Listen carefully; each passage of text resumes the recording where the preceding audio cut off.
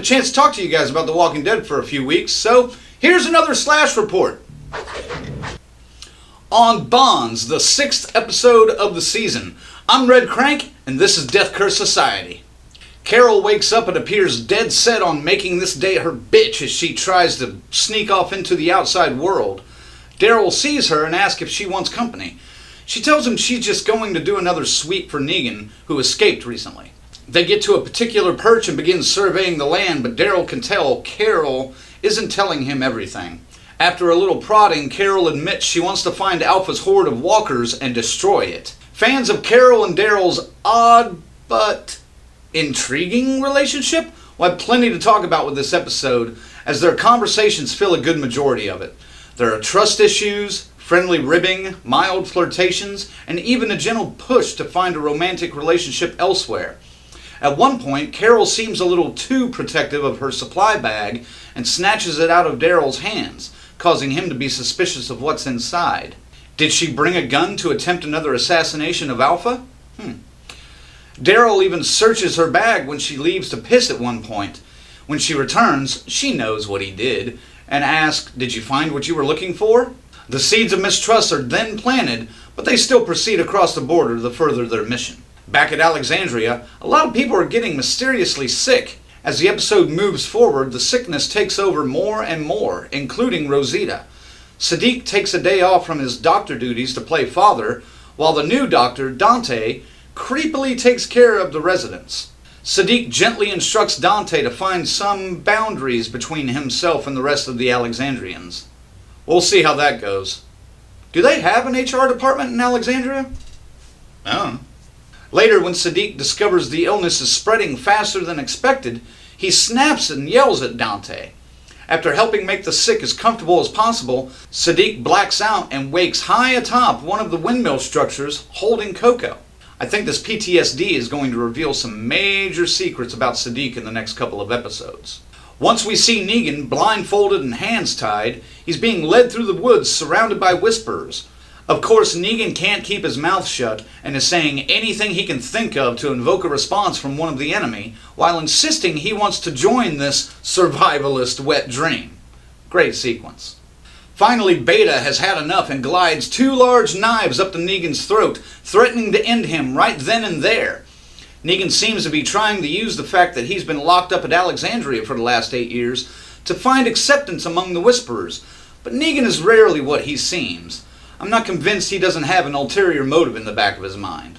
At Hilltop, Eugene has improved the radio using Russian satellite parts from the first episode.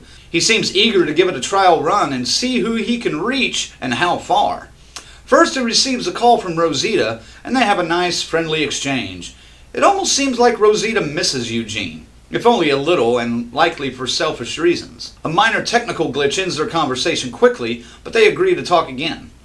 Later on, while testing the radio's range, Eugene strikes up a conversation with an unidentified woman, and they seem to talk for hours, without giving too many details to each other.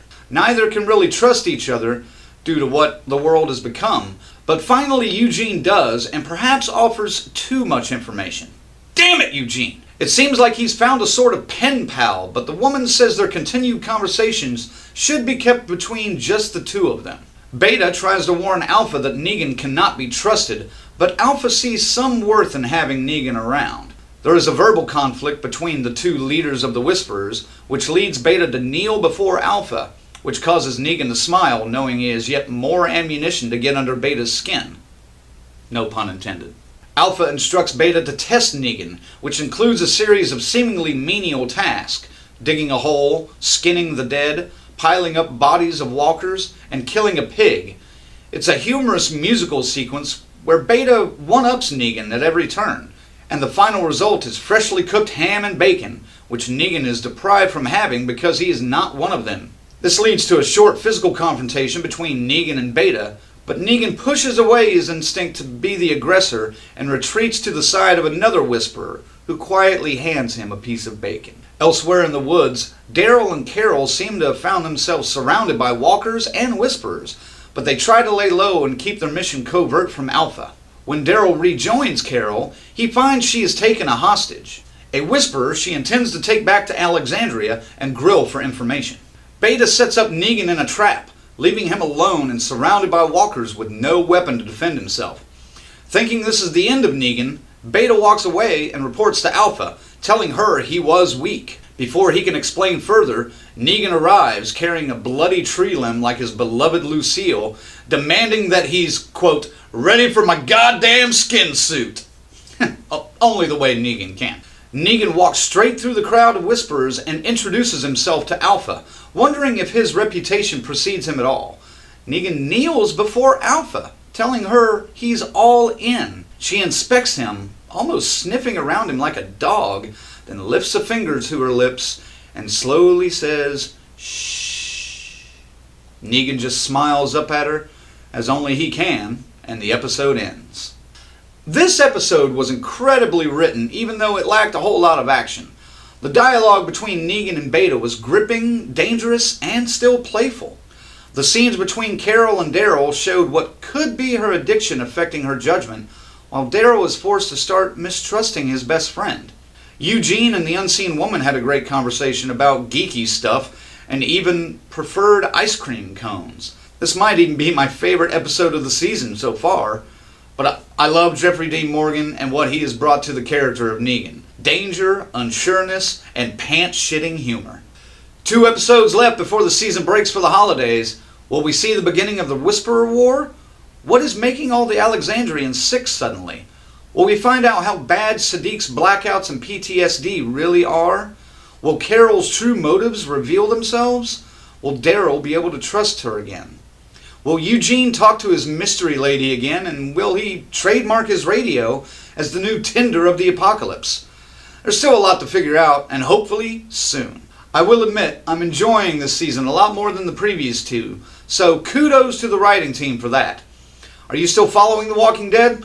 Let me know what you thought in the comments below, and catch up with all the latest horror news with our latest new full episode right now on YouTube. Also, stay tuned next week for another Slash Report on The Walking Dead and a Slash Report on the finale of American Horror Story coming later this week. Until next time, don't forget to subscribe, DC us out, and we'll see you soon. Woo!